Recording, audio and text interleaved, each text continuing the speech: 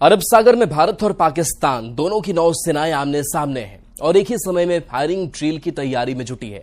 दोनों देशों ने नेविगेशन एरिया वार्निंग जारी कर दी है। ऐसे में सवाल उठ रहा है कि क्या ये सिर्फ रूटीन सैन्य अभ्यास है या फिर सेना प्रमुख उपेंद्र द्विवेदी की अगले युद्ध को लेकर जारी चेतावनी सच साबित होने वाली है।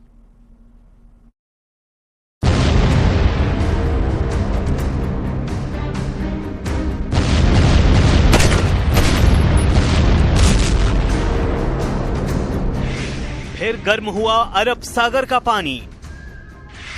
फायरिंग ड्रिल में आमने सामने भारत पाक की नौसेनाएं।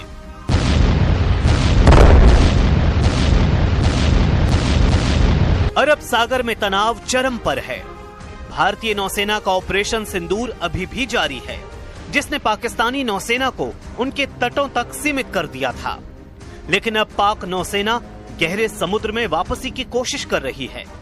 भारत और पाकिस्तान दोनों एक साथ फायरिंग ड्रिल की तैयारी में हैं, जिसने अरब सागर में हलचल बढ़ा दी है। एक ही समय पर फायर ड्रिल कर रहे हैं भारत पाकिस्तान। अरब सागर में दोनों देशों ने जारी की वार्निंग।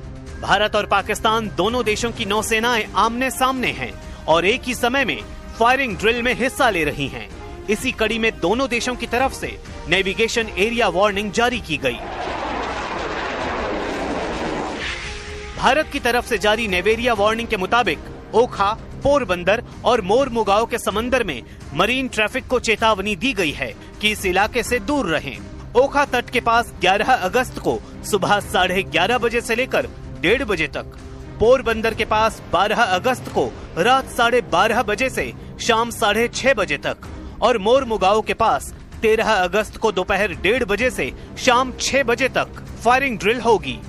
पाकिस्तान की तरफ से जारी नेवेरिया वार्निंग के मुताबिक 11 अगस्त सुबह 4 बजे से 12 अगस्त शाम 4 बजे तक अरब सागर के एक हिस्से में मरीन ट्रैफिक पर रोक होगी। ऑपरेशन सिंदूर के बाद से दोनों देशों के बीच तनाव लगातार बढ़ा है। ऐसे में दोनों का एक साथ फायर ड्रिल करना नए तनाव का संकेत माना जा रहा है।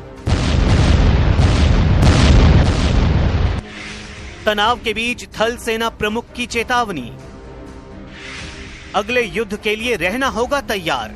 अरब सागर में जारी तनाव के बीच और अमेरिका में पाकिस्तानी फील्ड मार्शल आसिम मुनीर की न्यूक्लियर वॉर की धमकी के बीच भारतीय थल सेना प्रमुख जनरल उपेंद्र द्विवेदी ने भी